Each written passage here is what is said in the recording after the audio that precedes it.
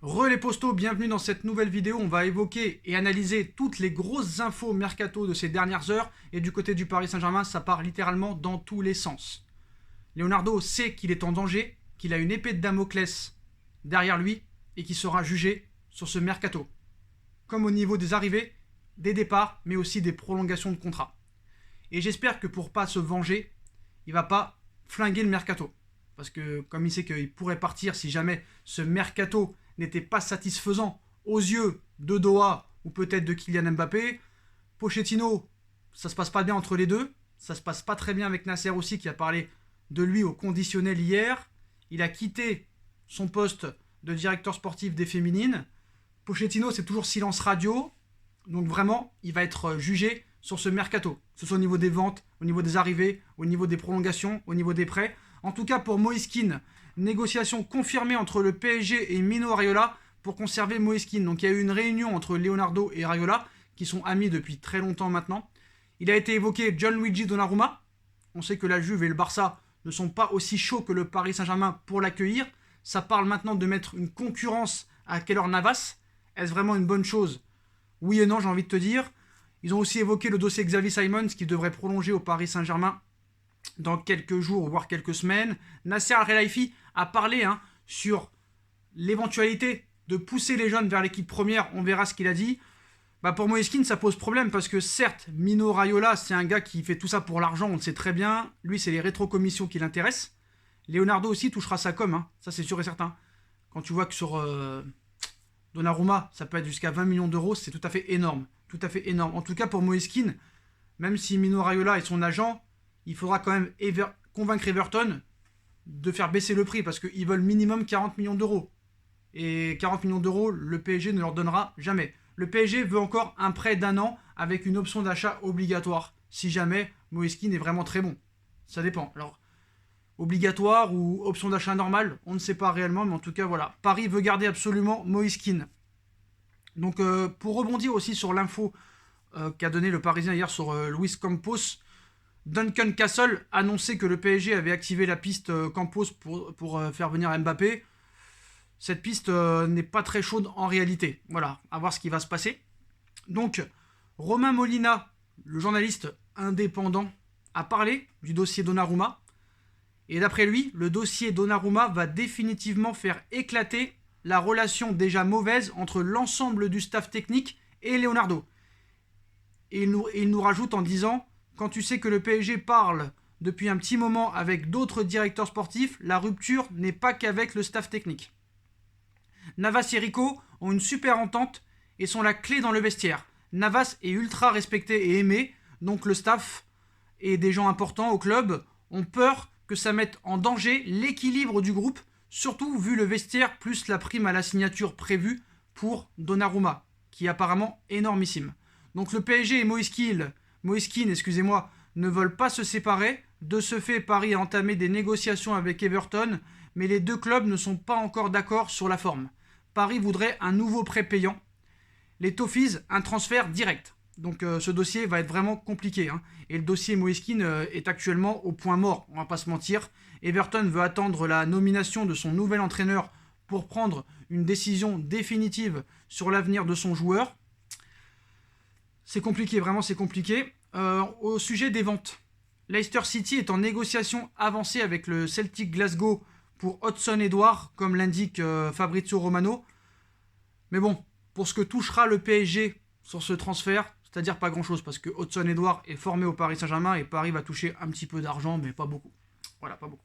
Maintenant, pour Wijnaldum, alors là aussi, il y a une grosse mésentente. On nous expliquait que Wijnaldum, en fait, n'allait pas toucher 8 millions d'euros par an, mais 5,5 millions d'euros par an. D'autres nous indiquent en fait qu'il va toucher ni 5,5 ni 8, il va toucher 10 millions d'euros. Et là, je suis vraiment pas content. D'abord, pour vous dire, c'est bouclé pour Georginio Wijnaldum. Les derniers détails ont été réglés ce lundi après-midi. Visite médicale dans les prochaines 48 heures avant officialisation. Alors là, je vais vous dire la vérité, je vais pousser un coup de gueule parce que Wijnaldum, voilà, c'est un joueur assez correct, fiable, bon petit joueur, honnêtement, il a un gros palmarès, Ligue des Champions, Super Coupe d'Europe, Première Ligue, Coupe du Monde des clubs, mais 10 millions d'euros par an, c'est énormissime et ce n'est pas justifiable. Et là, à un moment donné, là, il nous a pris pour un pigeon. Honnêtement, il nous a pris pour un pigeon. Et Leonardo, là, je pense que, certes, c'est bien de l'avoir gratuitement. Alors, on sait que QSI a tellement d'oseille qu'ils ne savent plus quoi en faire, mais quand même, donner 10 millions d'euros par an à Wijnaldum, c'est trop, c'est vraiment trop. Bernat qui double son salaire, voire le triple, qui passe de 3,5 millions à 8 millions d'euros, c'est trop. 20 millions d'euros de prime à la signature pour Donnarumma, plus une commission pour Raiola, c'est trop. On n'est pas une banque, il va falloir se faire respecter à un moment donné. Un minimum respecté, parce que là, ça va plus. Et je pense que c'est pas ça la réelle solution. Alors certes, on va me dire, oui, mais Sacha, voilà, le Paris Saint-Germain joue en Ligue 1. Ça, je le conçois. Je le conçois que la Ligue 1 est beaucoup plus faible que la Première Ligue, la Liga, la Bundesliga, même la Serie A. Mais à un moment donné, c'est pas une raison. Et à un moment donné, il va falloir faire confiance aux jeunes plutôt que de surpayer des joueurs comme ça. Ça a trop été le cas maintenant depuis ces dernières années. Et ça continue. On continue à donner des salaires exorbitants à des joueurs qui ne le valent pas vraiment. Voilà, 5 millions 5, pour moi, ça me paraissait raisonnable. Mais voilà, alors après, qui croire? Est-ce qu'il faut croire la presse qui nous explique qu'en fait, il a doublé le salaire du Barça? Est-ce qu'il faut croire le média qui nous explique qu'en fait, il va toucher que 5,5? Ou est-ce qu'il faut nous expliquer et croire celui qui dit maintenant 10 millions d'euros? On ne sait plus quoi en penser. Donc voilà. En tout cas, pour Wijnaldum, les postos, c'est fait et ça devrait être officialisé dans les 48 heures.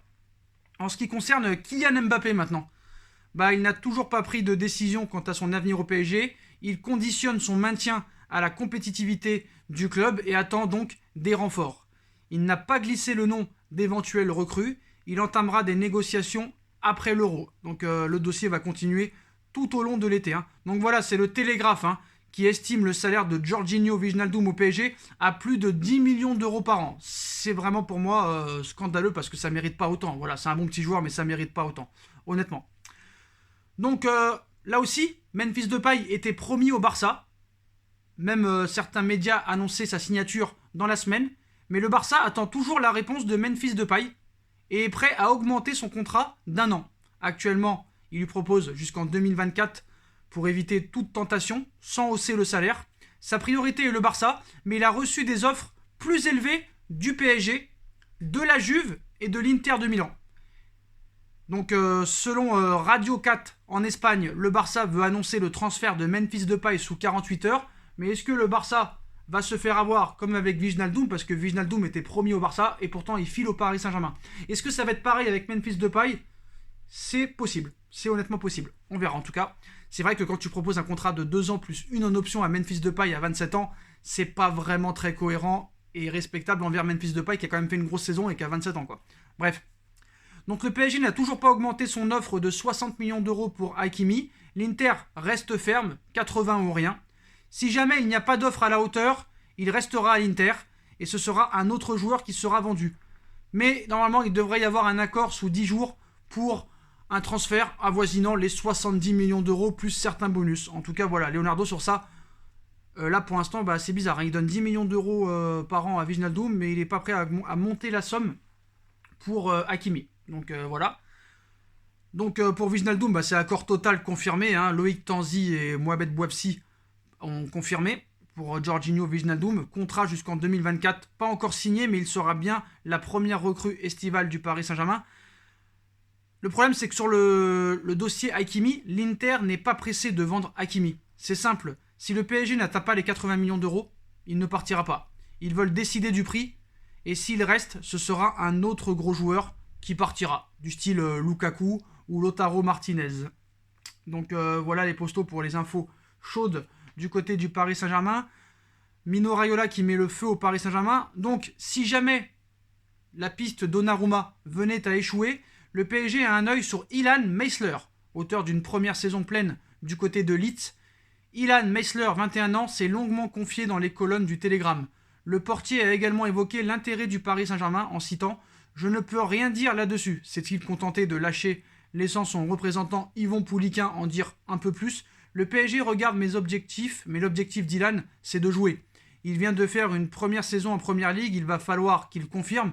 Aller au PSG pour prendre la suite de Navas dans 1 an ou 2 et ne pas jouer, où est l'intérêt? La progression sera beaucoup plus importante en continuant à jouer à Leeds. Donc voilà.